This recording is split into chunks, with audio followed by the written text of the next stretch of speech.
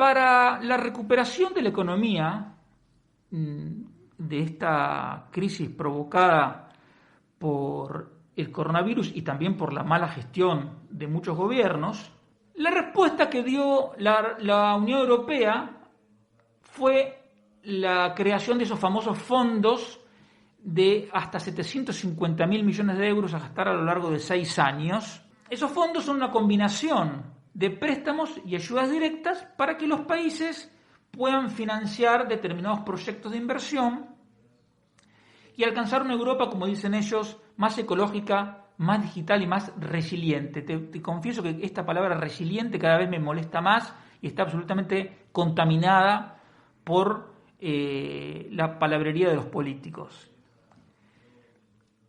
Lo bueno, digamos, que tienen estos fondos europeos es que se entregarían a cambio de determinadas reformas. Entonces, algunos gobiernos que no les gustan esas reformas, como el de España, podrían verse forzados porque si no, no recibirían el dinero. Este paquete de los 750.000 millones de euros, bueno, no hace falta decir que es una cantidad de dinero descomunal. Estamos hablando de alrededor del 5% del PIB de toda la Unión Europea.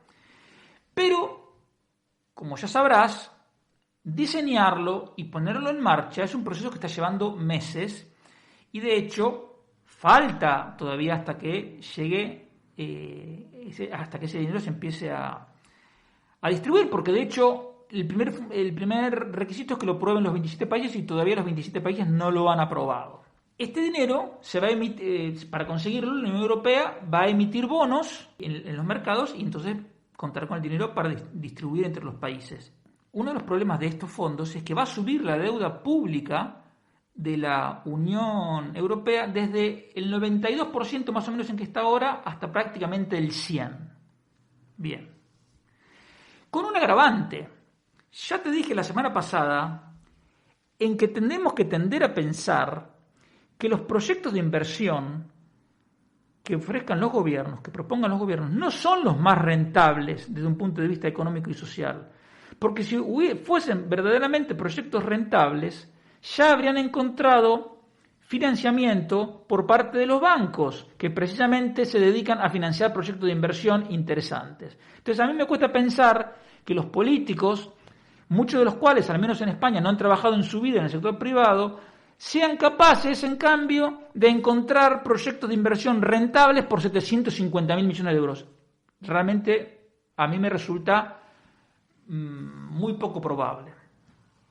Pero bueno, se podrían plantear más objeciones, pero ¿en qué punto estamos? Que está todo el mundo convencido de que esta es una solución extraordinariamente buena y hablan de hito histórico, de una oportunidad histórica, etcétera. Y cuando uno presenta o plantea alguna objeción a este plan, a estos fondos de recuperación, te responden con simplezas del tipo algo había que hacer, no hay alternativa, la deuda pública ahora no es el problema. Entonces, lo que quiero que veas es que la dirigencia política, no solo española, sino europea, ha ido limitando su esquema mental. Y ahora, ante una crisis, no imaginan otra respuesta que no sea aumentar aún más el gasto público. Te repito, estamos en Europa, el continente del mundo donde más gasto público hay. Bueno, pero lo único que ven es aumentar más el gasto público. Si somos un poquito mal pensados, podemos pensar que sí se han dado cuenta, pero no les importa. ¿Por qué? Porque aumentar el gasto público, ¿qué significa? Significa meterte la mano en el bolsillo a ti y transferirlo a las manos de los políticos, que de esa manera acrecientan su poder y a ti te hacen más dependiente. Entonces, como los políticos básicamente lo que hacen es acumular poder, pues eso les gusta. Entonces, a lo mejor saben que no es la respuesta más eficiente, pero dicen, pero bueno, si en el interín ganamos más poder, pues mejor para nosotros. Dale. ¿Y esto por qué te lo digo? Porque la realidad es que hay una alternativa más eficiente, mucho más rápida, más justa y con un impacto positivo que yo estoy seguro que sería muchísimo mayor. Incluso me atrevo a llamarlo revolucionario. Y dirás, ¿Qué es eso? ¿Qué propuesta es? Es muy simple. Se trata de eliminar de una vez y para siempre el impuesto de sociedades en toda la Unión Europea. ¿Por qué? Vamos a analizarlo un poco. En primer lugar, la existencia del impuesto de sociedades, o como se llama en cada país europeo, implica una doble imposición. Porque primero se grava la renta de las empresas y luego se vuelve a gravar cuando esa renta llega a los accionistas como en forma de dividendos.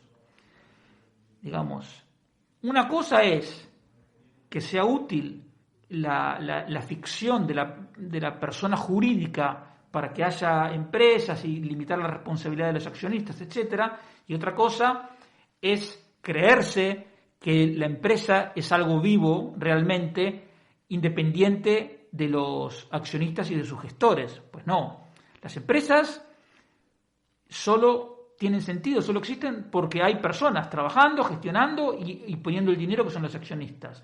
Entonces no tiene sentido llevar esa ficción de la personería jurídica al extremo, digamos, para cobrar 2 veces sobre la misma renta. Entonces, en primer lugar, se eliminaría esa doble imposición. Además, al ser eliminado el impuesto en todos los países de la Unión Europea, el impuesto quedaría de facto armonizado y se eliminaría un elemento que distorsiona la competencia en un mercado único, porque estarás de acuerdo conmigo en que si en un país como Hungría, creo que es, donde el impuesto de sociedades es 7, en otro país es 20, en otro país es 30, y una empresa no compite en igualdad de condiciones. Si el tipo de impuesto de sociedades baja a 0 en todos los países, automáticamente la rentabilidad de todos los proyectos de inversión aumenta.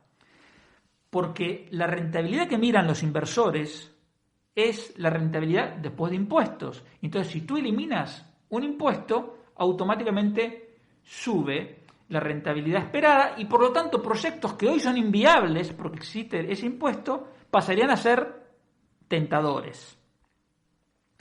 Y si hay un nivel de inversión permanentemente más alto porque todos los proyectos serían más rentables, el nivel de empleo también sería permanentemente más alto, es decir, se darían facilidades para crear empleo como nunca en la historia. Bien. Burocráticamente sería muy simple, es aprobar una ley, se elimina el impuesto y chau. Digamos, se puede hacer, en 2 semanas podría estar el tema resuelto en todos los países de la Unión Europea. Las empresas viables que estén golpeadas por la crisis, como serían proyectos en sí mismas, serían proyectos más rentables, tendrán más fácil, sea conseguir nuevos inversores para financiarse o que los bancos les presten dinero. Y así podrían superar la mala situación. Pero además, si todas las empresas europeas pasan a ser automáticamente más rentables porque se le elimina el impuesto de sociedades, subirían las acciones. Y el aumento de las acciones generaría una riqueza financiera que también fomentaría el aumento del consumo privado. La Unión Europea pasaría a estar en el centro económico global. Mucho más porque ahora Estados Unidos, que tiene un gobierno de izquierda, lo único que está pensando todos los días es cómo le aumenta los impuestos a las empresas. Entonces tú imagínate, si las empresas en Estados Unidos van a pagar más impuestos de sociedades, más impuestos a las ganancias de capital, etcétera, y aquí en Europa les dicen, muchachos, vengan aquí porque impuestos de sociedades es 0, el aluvión de inversiones extranjeras es inimaginable lo que se podría recibir. Y todos los recursos y toda la gente que hoy trabaja en ingenierías fiscales para tratar de reducir la carga tributaria de las empresas, se podría dedicar a cosas más útiles. Y sería también un ahorro fenomenal para las empresas que aumentaría la rentabilidad y por lo tanto la posibilidad de nuevas inversiones y la nueva creación de empleo. Y como la economía europea podría tener un empuje de crecimiento genuino, otro aspecto fundamental y muy importante sería que el Banco Central Europeo podría empezar a desandar la bomba de relojería en la que nos ha metido con todos estos estímulos monetarios que normalmente terminan mal. Entonces, imagínate, los gobiernos le dicen al Banco Central Europeo, tú quédate tranquilo que vamos a eliminar el impuesto de sociedades, las empresas van a empezar a invertir, va a venir inversión extranjera, se va a crear empleo, así vamos a recaudar mucho más de cotizaciones, de IVA, de IRPF, y con eso, con el crecimiento y el mayor empleo, se compensa la recaudación perdida por sociedades, que eso no ocurriría de la noche a la mañana, pero a lo largo de 3, 4 años habría que hacer los cálculos, se podría hacer. Entonces tú pensarás, bueno, pero a ver, si quitan el impuesto de sociedades, nos quedamos desfinanciados, ¿cómo se pagan los maestros, cómo se pagan los policías? Mira, en toda la Unión Europea, de todo lo que se recauda, solo el 6,5% es impuesto de sociedades. En España es menos del 6%. ¿Por qué? Porque cotizaciones sociales, IRPF e IVA, esos tres son el 80%, tanto en España como en Europa. Entonces, no es que haces si yo te dijera vamos a eliminar el IVA, no, eso es imposible porque es el 20% de la recaudación, y entonces eso crearía un agujero imposible de financiar en el corto plazo. Pero si estás hablando del 6%, es una cosa mucho más asequible, máxime porque te estoy diciendo que el estímulo genuino a la inversión productiva sería fenomenal. Entonces mi propuesta es que se emitan esos bonos, esos 750.000 millones, que alcanzarían para compensar a los gobiernos por el 70% de la recaudación que pierdan por impuestos de sociedades durante 3 años. Entonces lo que yo me imagino es que la Unión Europea tiene el dinero y le diga, por ejemplo, a España, mire, usted elimine el impuesto de sociedades.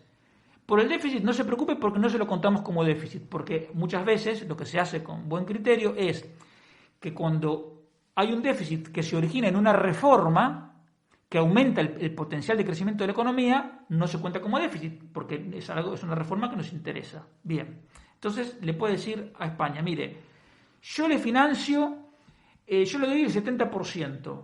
El primer año, o el primer año el 90%, el segundo año el 70%, el tercer año el 50%, o el arreglo que quieran, de manera decreciente, pero únicamente se lo damos, como es ahora, a cambio de nuevas reformas. Entonces nos quedaría una economía mucho más competitiva, porque no solo se eliminaría el impuesto de sociedades, sino que a lo mejor también tendríamos, por ejemplo, una reforma para hacer el sistema de pensiones más sostenible, porque ahora está quebrado y es insostenible, reformas que reduzcan la burocracia, que reduzcan las barreras y las diferencias que hay entre comunidades autónomas para que España funcione verdaderamente como un mercado único, etc. Pero en cualquier caso eso sí que sería una buena forma de tener déficit fiscal, una forma justificada. Porque se estaría invirtiendo en tener una economía más competitiva y con un nivel de empleo permanentemente más alto. Y en este punto me acuerdo de una cosa que siempre pregunto yo a los empresarios que conozco, porque por mi actividad como consultor de empresas siempre he conocido muchas decenas de empresarios. Entonces cuando tengo un poco de confianza siempre les pregunto, oye, le digo, ¿tú qué preferirías? ¿Que te dieran una subvención o que te bajaran los impuestos? Y de los no sé cuántos les he preguntado lo mismo, solo uno dudó y me contestó, depende. Todos los demás, como un acto reflejo, respondieron, que me bajen los impuestos. Y esa es la actitud del verdadero empresario, que no quiere que le den nada, pero quiere que tampoco le quiten y quiere que el gobierno no les moleste. Entonces, si algún día la dirigencia política española y europea escucha a los empresarios de verdad y entiende que si le bajan los impuestos, el empresario se va a ocupar de invertir, de crear empleo, de pagar sus cotizaciones sociales y lo que corresponda, el día que lo entiendan, esta economía, la española y la europea, va a ser otra cosa y va a funcionar de una manera muchísimo mejor que ahora, sobre todo dándole oportunidades a la gente que hoy está excluida, sea porque cobra salarios muy bajos, sea porque está en el desempleo. Es decir, sería perfectamente posible, sería auténticamente revolucionario, pero hoy parece una quimera. ¿Por qué? Porque tienen la dirigencia política metida en la cabeza las ideas keynesianas en unos casos y las ideas marxistas en otras. Las ideas keynesianas son aquellas que dicen que las crisis solo se resuelven y solo se puede salir de las crisis cuando el gobierno actúa gastando más. Y los marxistas, como ya sabemos, son los que odian a los empresarios y los quieren sustituir por empresas públicas. Si algún día ese marco mental cambia y decidimos apostar por la creatividad y por el buen hacer de las empresas, sería mucho mejor para todos.